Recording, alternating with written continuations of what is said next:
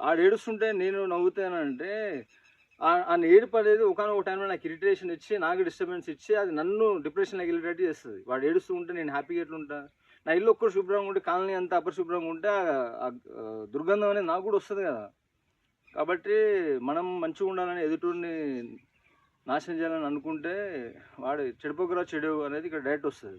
కానీ కొన్నిసార్లు ఏందంటే, వాళ్ళు ఉండడమే అట్లుంటారు. వాళ్ళతోని ఏదో పని పడిపోతే వాళ్ళను వచ్చినోళ్ళను వీళ్ళు రకరకాల కారణాలు చెప్పి లోబరుచుకుంటుంటారు.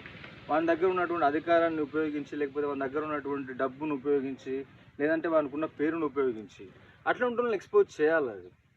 ఎందుకంటే కొంతమంది బయటకొచ్చి చెప్పుకుంటారు, చెప్పుకోలేరు. కాబట్టి ధైర్యవంతులు దాన్ని ఎక్స్‌పోజ్ చేయాలి. దాన్ని అందరూ హర్షిస్తారు, దాన్ని శభాష్ అంటారు. కానీ ఇట్లాంటివి కుట్రపూరితంగా చేయడం తప్పదు.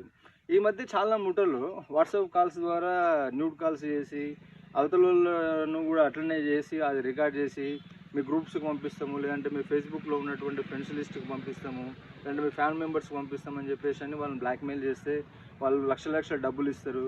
లేదంటే కొన్నిసార్లు వాడి దగ్గర ఇవ్వడానికి ఏం లేక వాడేంది సూసైడే చేసుకుంటాడు. ఇక మరణమే శరణ్యం అయిపోతుంది. కాబట్టి ఈ రకమైన పరిస్థితులు కూడా వస్తాయి.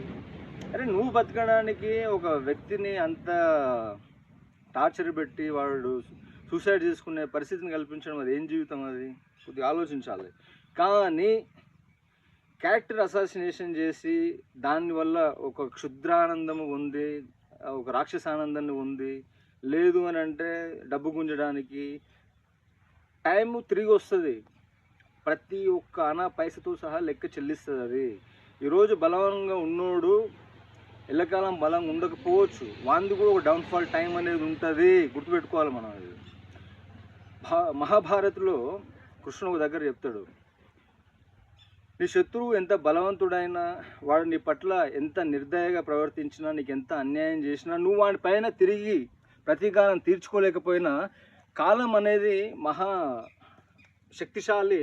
అది తప్పకుండా వాళ్ళకు తగిన గుణపాఠం నేర్పిస్తుంది, వాళ్ళను తప్పకుండా శిక్షిస్తుంది అని చెప్తాడు ఆయన.